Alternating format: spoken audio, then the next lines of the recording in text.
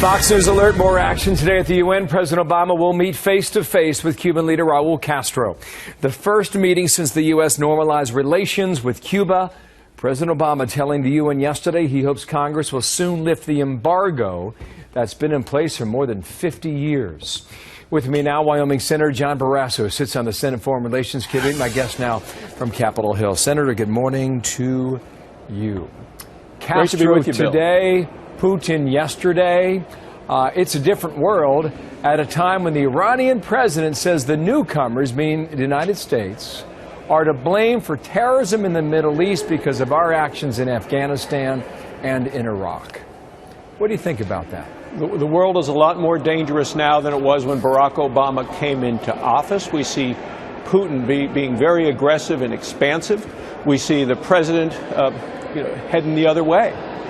President is in retreat, is being very passive. So we see all around the world the problems that the president's inaction in many ways has created.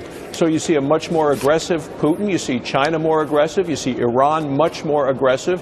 And with regard to the Middle East, it was actually the withdrawal of American troops that let the void there that ISIS which ISIS came into being. So I think and the president says a lot of things, like a reset with Russia, like he says a red line in Syria. He said Assad must go, but the facts on the ground are very different than the words that are coming out of the president's mouth. You know what he said yesterday in his speech. He said you have to appeal to democratic nations to come together and figure it out together, appealing to the international community. Well, that's what the president says. What we see. Not very well. What we see is actually this axis of influence that Russia is trying to put together, and we heard of the announcement this past weekend. You have Iran, Iraq, Syria, and Russia working together, sharing information. The president keeps talking as Putin moves troops, air power, fighter power, into Syria, and Putin's there to prop up Assad.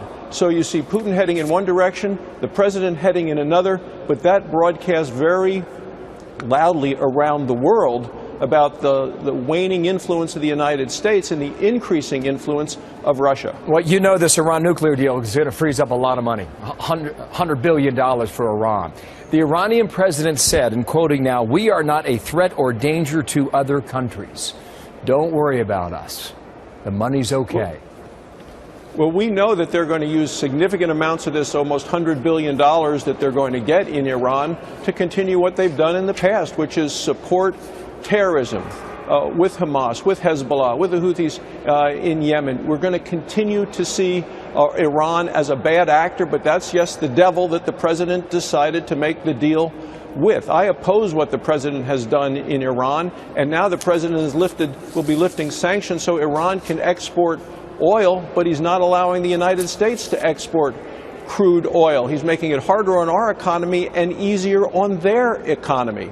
So I think the president is leaving this huge problem for our next president, whoever he or she may be. But there's going to be a lot at stake in terms of our own national security following the election in 2016 and the new president when they take office. The point about oil is very interesting. You wrote a piece just this week about the power of American energy if unleashed. You call Putin a bully. He only understands force, and American energy is a master resource. If you were to harness it, what's the relationship with Russia and Iran after that? Well, General Petraeus was here to testify last week that talked about the fact that Putin is ultimately going to run out of money, and the more we can do with U.S. exports of oil, the quicker we can cause that to happen with Russia. Russia uses energy as a political weapon.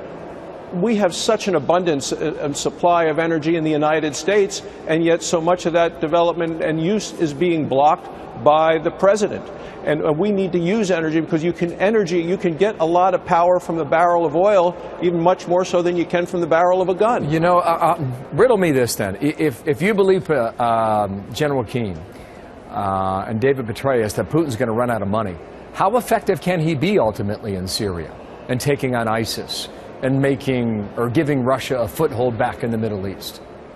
Yeah. Well, Putin is going to continue to be aggressive. I don't know how long the money is going to hold up for Putin. We know he uses his energy as a political weapon.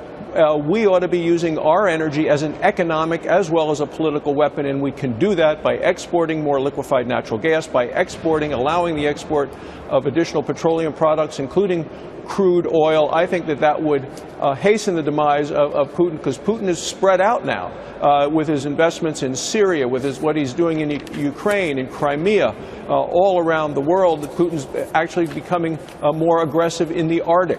So he is spread out, and we ought to be using our energy to help undermine him.